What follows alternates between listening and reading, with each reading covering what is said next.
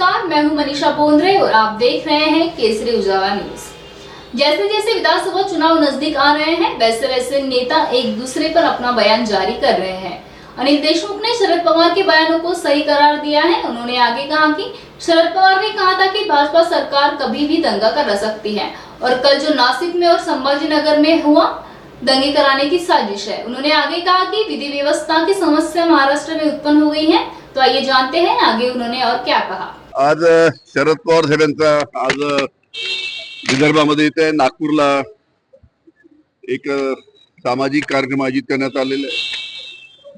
त्यामध्ये ज्येष्ठ समाजसेवक आमच्या रूपाताई कुलकर्णी आणि बाकी अन्य व्यक्तींचा त्यामध्ये सत्कार होणार आहे। नंतर वर्ध्याला साहेब जाणार आहे। वर्ध्याला तिथे माजी आमदार सुरेश भाऊ देशमुख यांच्या त्या ठिकाणी 75वीचा कार्यक्रम आहे आणि तो कार्यक्रम आल्यानंतर नागपूरला वापस जाणार। साहजिकच आता विधानसभेचं वारं सुरू झालंय। अनेक मतदारसंघात मोठ्या प्रमाणात इच्छुकांची संख्या अतिशय वाढली आहे, कारण की सर्वांना माहित आहे की महाराष्ट्रामध्ये महाविकास आघाडीचं सरकार येणार।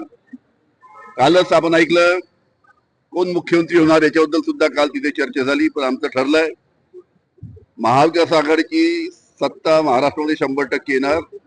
आमचा मुख्यमंत्री होणार, पण आमचा मुख्यमंत्री होत असताना माननीय पवार साहेब, राहुल गांधी, उद्धवजी ठाकरे हे तिन्ही ज्येष्ठ नेते एकत्र बसतील आणि महाराष्ट्राचा मुख्यमंत्री कोण होणार याची तिथे चर्चा करून त्याचा निर्णय होईल। काय की महाराष्ट्राची निवडणूक ऑक्टोबर महिन्यामध्ये व्हायला पाहिजे होती, पण समजत नाही हे भारतीय जनता पार्टीचं सरकार निवडणूक घेण्यासाठी का घाबरते।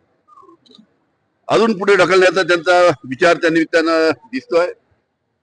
भारतीय जनता पार्टीचं सरकार महानगरपालिकेच्या निवडणुका घेत नाही, भारतीय जनता पार्टीचं सरकार नगरपालिकेच्या निवडणुका घेत नाही, नगरपंचायतच्या निवडणुका घेत नाही आणि आता विधानसभा आहे तर त्या सुद्धा पुढे ढकलण्याचा त्यांचा प्रयत्न आहे।